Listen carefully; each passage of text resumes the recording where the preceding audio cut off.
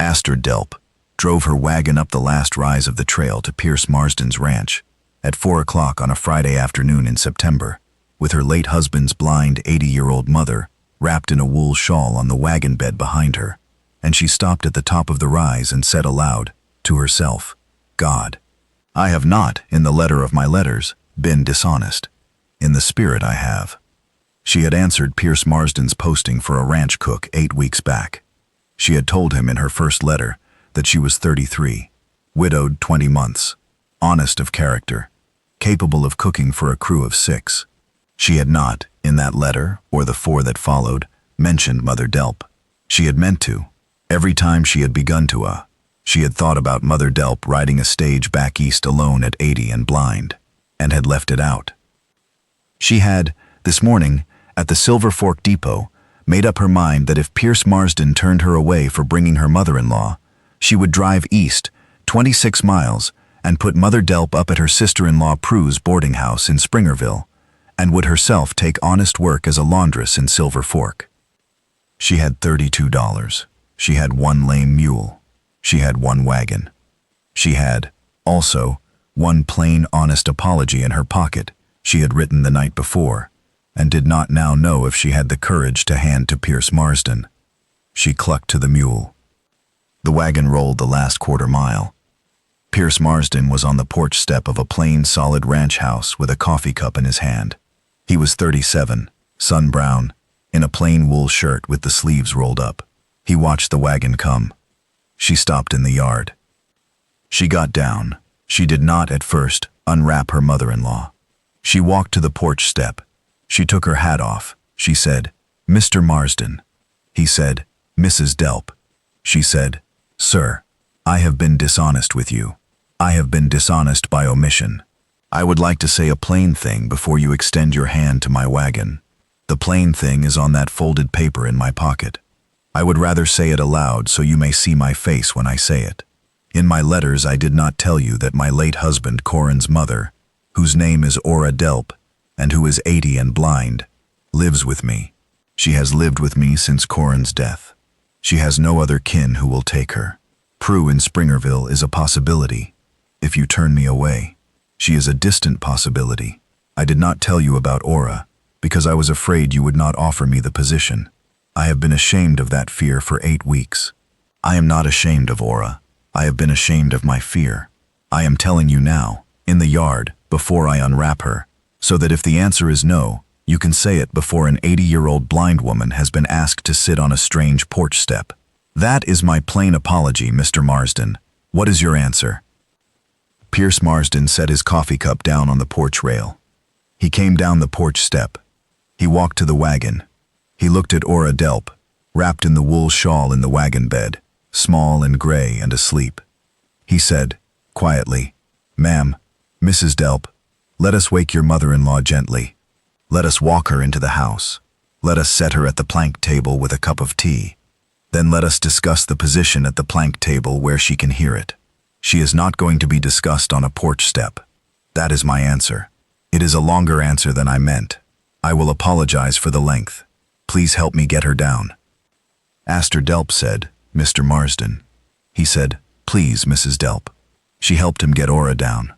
At the plank table, Ora Delp drank her tea with the small, dignified appreciation of a woman who had been 80 and had drunk many cups of tea in her life. She said, "Sir, I am Ora Delp. I am blind. I hear well.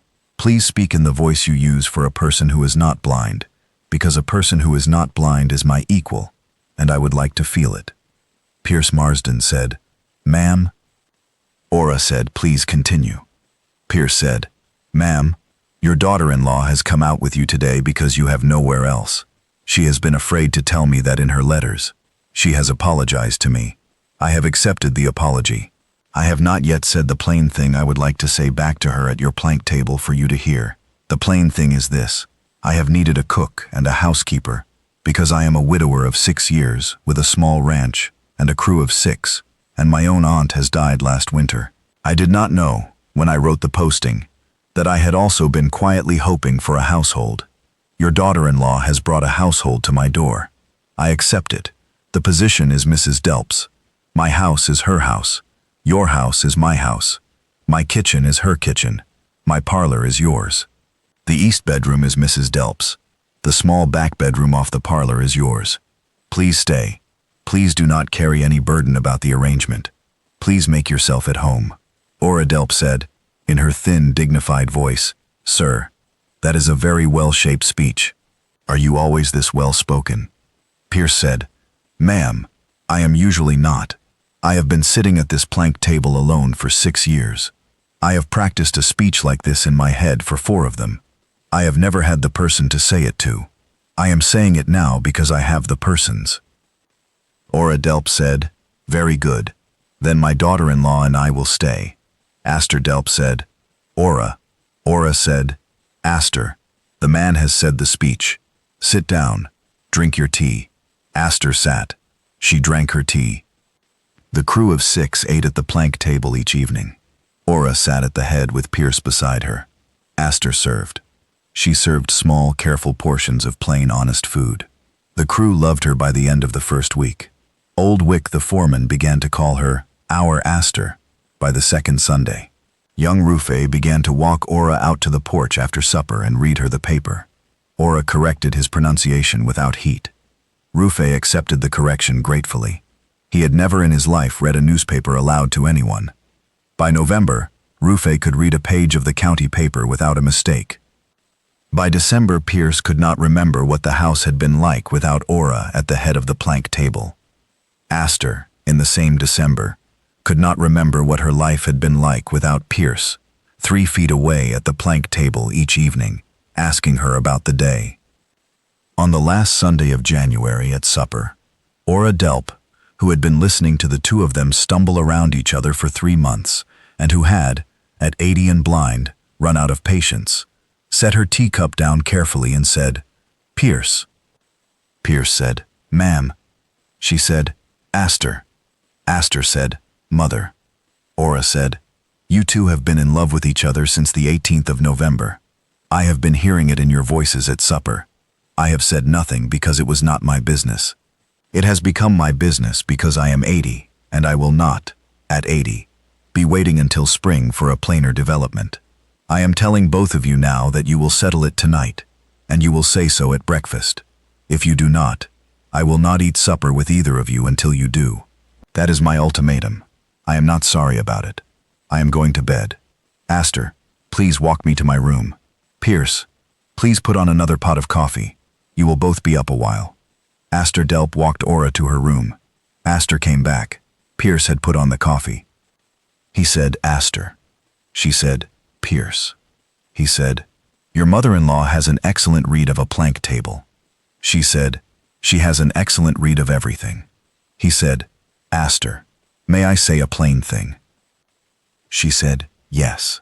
He said, I would like to marry you. She said, Yes. They drank the coffee. They told Ora at breakfast. Ora said, About time. I will have another biscuit. The circuit preacher married Pierce Marsden and Aster Delp in the front room of the Marsden Ranch on the last Sunday of March. Ora sat on the front bench and cried once at, I do, and pretended she had gotten pepper in her eye, which was not a joke that made sense in a blind 80-year-old woman, but she made it anyway. The crew of 6 stood in the doorway and clapped when the preacher pronounced them married. Old Wick played a slow tune on his mouth harp. 2 years on a warm September evening, Aster Marsden sat on the porch step with Pierce beside her, and their small son Corin, 10 months old, asleep against her chest.